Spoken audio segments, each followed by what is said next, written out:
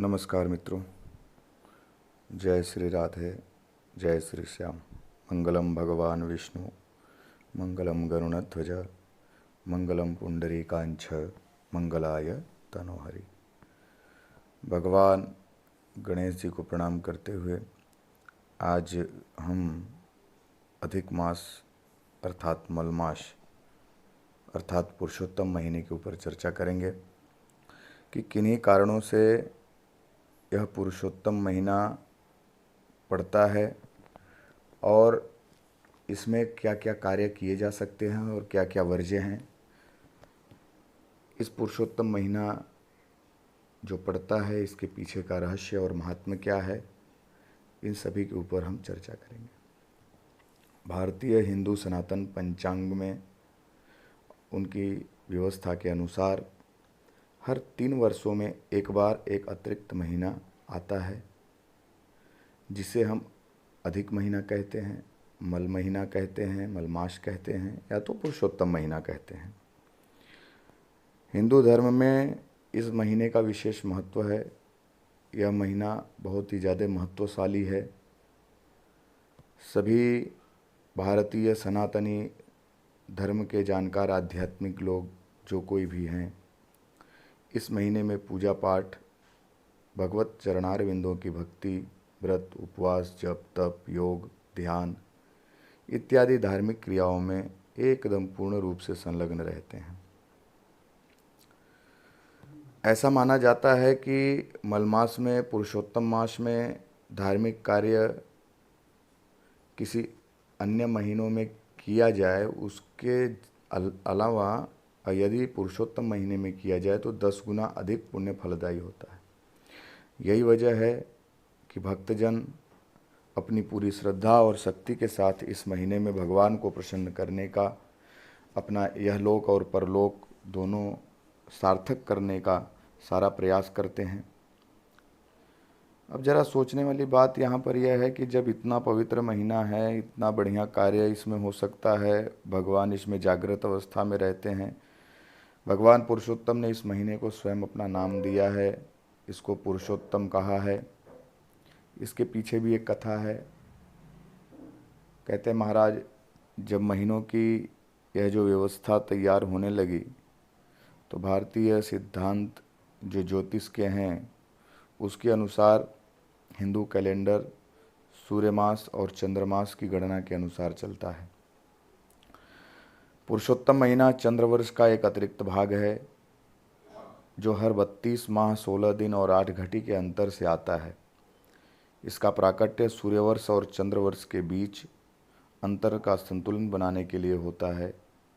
जो एक एक तिथियां, एक एक पक्ष में जो थोड़े थोड़े समय घटते और बढ़ते रहते हैं, वह जब यह 3 वर्षों में अर्थात 32 महीने 16 दिनों में इकट्ठा होते हैं तो उसमें जो शेष बच जाता है उन भारतीय गणन पद्धति के अनुसार प्रत्येक वर्ष 365 दिन और करीब 6 घंटे का होता है, यह हम सब जानते हैं।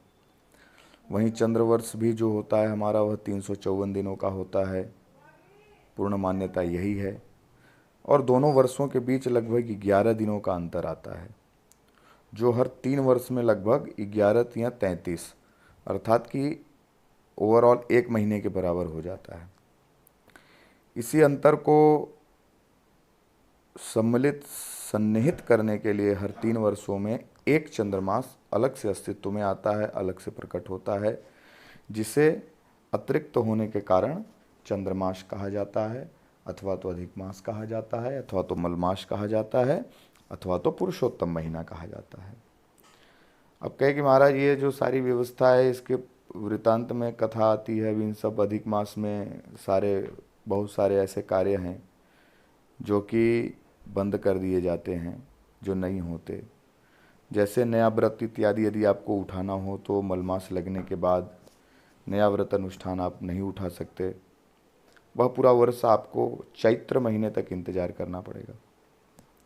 चैत्र के बाद पुनः आप इस मलमास महीने का जो मल है वह दूर हो जाता है, इसका दोष दूर हो जाता है। चैत्र महीने से पुनः आप व्रत का, उपवास का उत्थापन जो है उठा सकते हैं। इन मलमास के दौरान नामकरण इत्यादि संस्कार, यज्ञोपवीत संस्कार, विवाह संस्कार, सामान्य धार्मिक संस्कार जैसे गृह प्रवेश इत्यादि हुए, अथवा तो जमीन, मकान, सोना इत्यादि खरीदना, ये सब आमतौर पर नहीं किया जाता। ये सारी चीज़ें बंद रहती हैं। मल है यह सभी महीनों में से थोड़ा थोड़ा जो उसका शेषांश बचा है उसमें से निकल करके यह महीना बना है, इसलिए यह मल है। सभी महीनों का, 12 महीनों का मल है। इस कारण से मलिन होने के कारण इसमें कोई भी सात्विक अथवा शुभ काम नहीं होते। कहते महाराज ये जो समस्या है इसके पीछे की एक कथा है। एक व्यवस्था के अनुसार जब यह मलमास निर्मित हुआ, ब्रह्मा जी ने इसकी रचना करके इसको मूर्त स्वरूप प्रदान किया, महीनों में इसकी गणना की, तो इसका अधिपति बनने के लिए कोई तैयार नहीं हो रहा था। कोई भी महीना इसको अपने साथ सम्मिलित नहीं करना चाहता था, कोई भी नक्षत्र इसको अपने साथ सम्मिलित नहीं करना चाहते थे, कोई भी देव इसको अपने साथ सम्मिलित नहीं करना चाहते थे।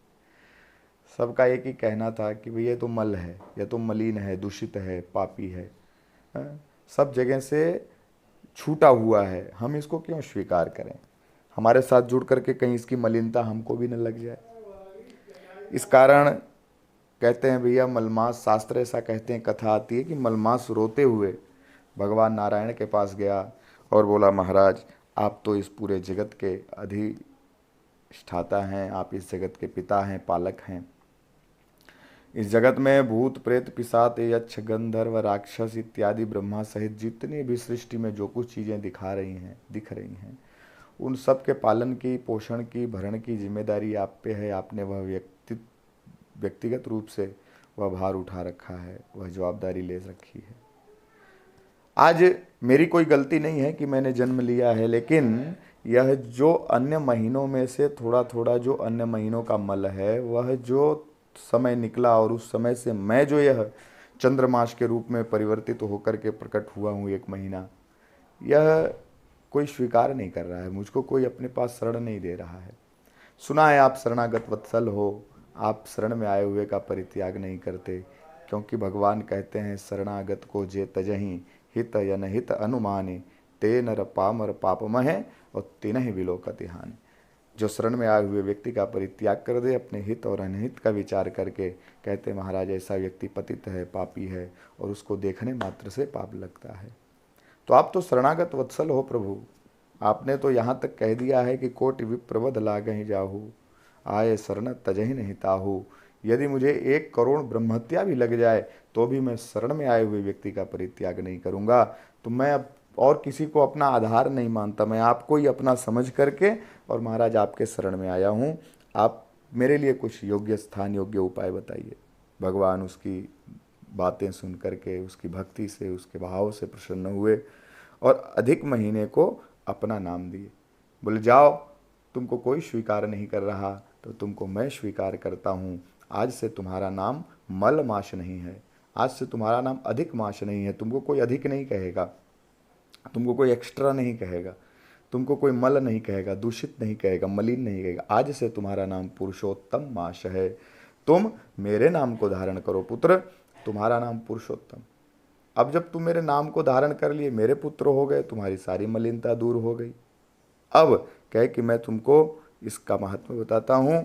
तुम्हारे महीने में जो कोई भी व्यक्ति मेरी भक्ति करेगा उसको अन्य महीनों में किए गए पुण्य के अपेक्षा अधिक पुण्य प्राप्त होगा, इसलिए तुम्हारा नाम अब अधिक माह होगा। क्यों? विष्णु भगवान के 3 महीने मुख्य हैं, जिसमें कार्तिक, माघ और वैशाख, ये 3 महीने विष्णु भगवान के हैं जो अति पुण्यशाली हैं। एक कार्तिक महीना, एक माघ महीना और एक वैशाख महीना। इन तीनों से भी ज़्यादा पुण्य अधिक महीने में किए गए कार्य को प्राप्त होगा, ऐसा भगवान ने उसको आशीर्वाद दिया।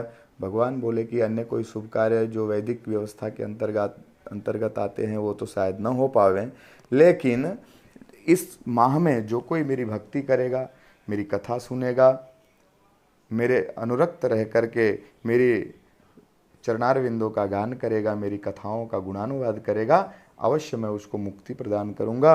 और मेरे प्रिय से प्रिय 3 महीने कार्तिक, माघ और वैशाख में भी किए गए पुण्य से अधिक पुण्य उस व्यक्ति को प्राप्त होगा, इसलिए तुम्हारा नाम अधिक महीने